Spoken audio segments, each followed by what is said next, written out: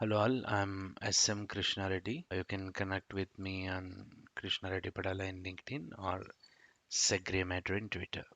Okay, so today's discussion is about this code. So I gave this code to you. We wanted to identify vulnerabilities by performing manual vulnerability assessment on this code. Okay, and this is the poll that we conducted on our WhatsApp group. You can see, identify vulnerabilities in above code. We have CSRF, cross-site request forgery, cross-site scripting, SQL injection, and buffer overflow. Okay, so there is a possibility of these vulnerabilities. We need to choose one of it correctly, one or more of it, right? So let's go ahead and start analyzing this code. So if you look at the code, you can clearly see there is something called servlet here, right? So we have servlet. So as soon as I looked at the code, it confirms that okay, this is Java code for me, as we have servlets. And in the servlet, it's very clear that we are going to use post request to receive some data, and you can see the request that we received, and we are going to go back with the response. Okay, so this is a post request. So let's try to look at the code and try to understand what it is doing, right? So you can see this specific code where this part from here to this part, right? So where based on by looking at the code, it is pretty clear that you are receiving username and password and assigning those values to UN and PWD. So basically, we received some data. We are receiving some data from the browser. Probably, as we have received username and password, generally we see that combination in login pages. So a login page sending data to server with this username and password. That's what this code is saying. Okay. So what they're trying to attempt, probably log into the application, right?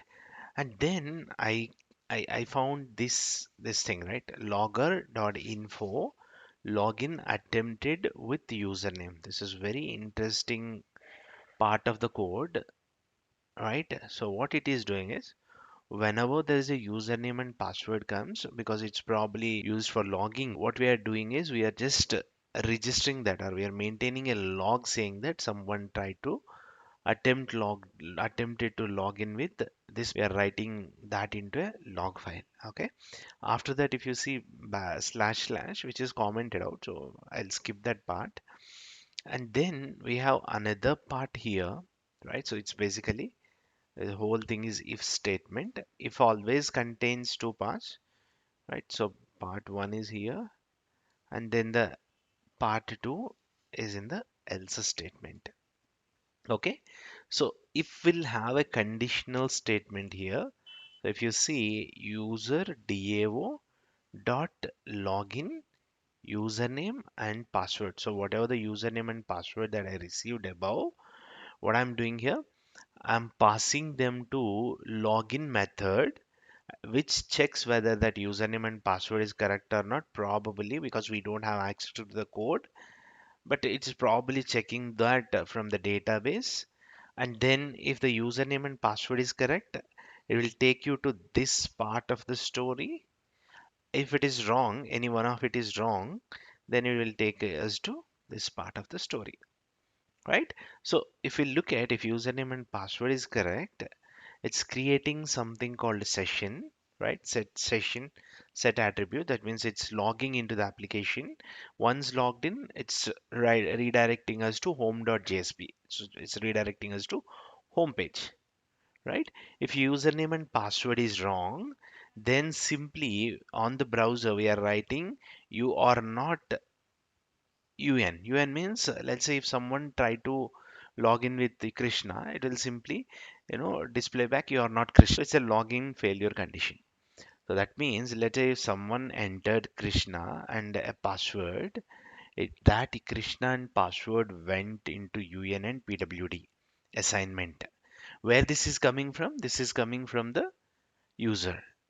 Once we received that data, then we are maintaining a log, And after that, we are checking that username and password is correct or not. If it is correct, then logging the application with the help of session. If it is failed, we are just writing back that, the username and password is wrong. Okay, so that's what this code is doing.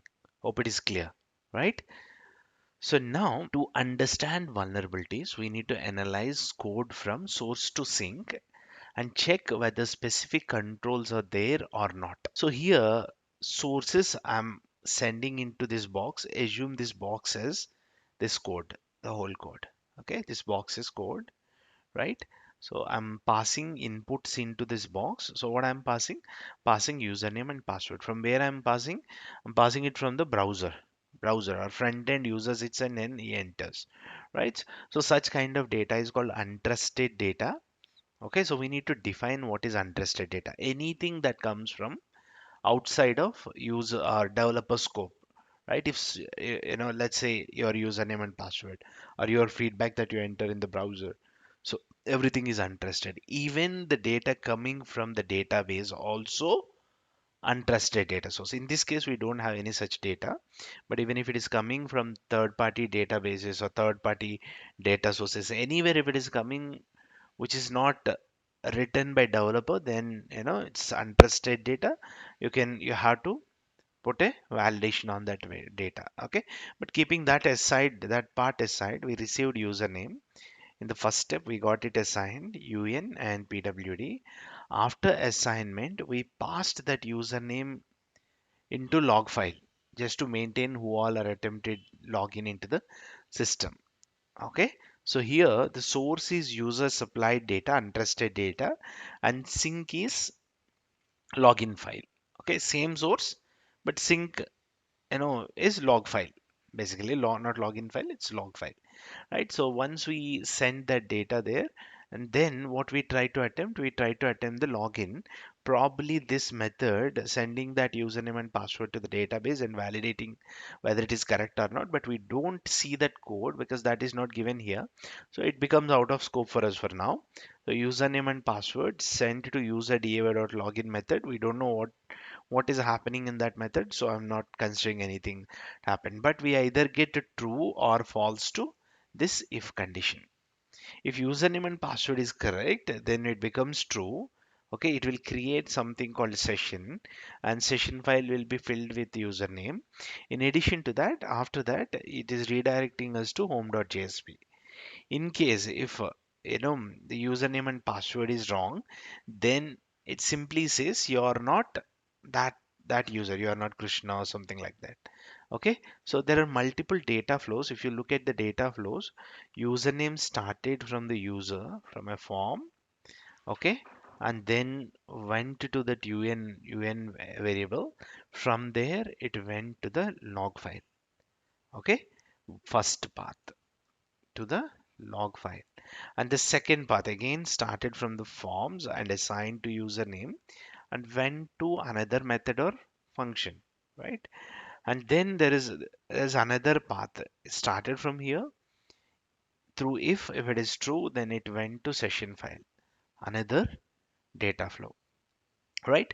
And the data started from here and went to un, and then from here it went all the way to the back to the browser. So UN came from user and reflected back onto the browser.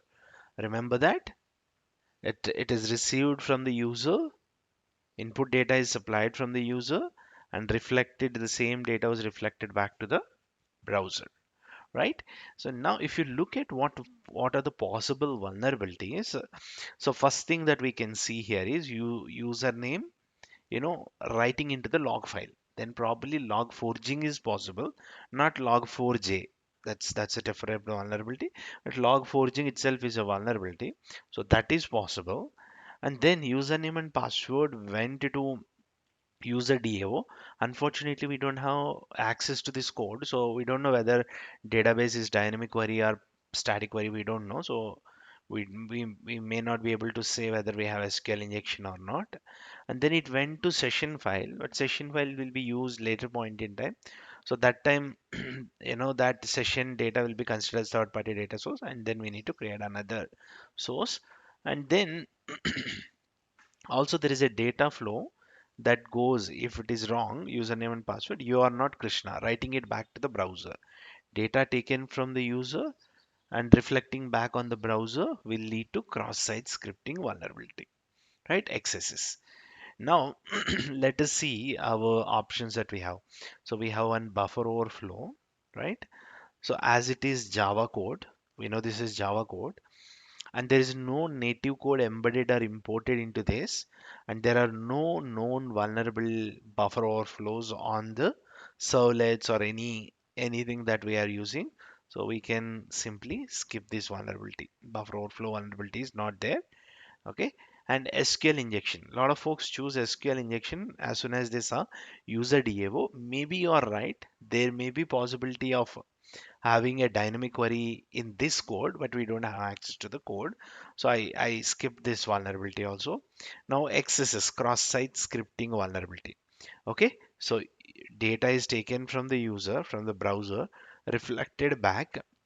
So in between, do you see any input validation? There is no input validation. I'm not checking whether less than symbol is there or greater than symbol is there or not. So those checks I'm not doing. I'm not rejecting any whitelisted character or allowing only whitelisted character and so on, right?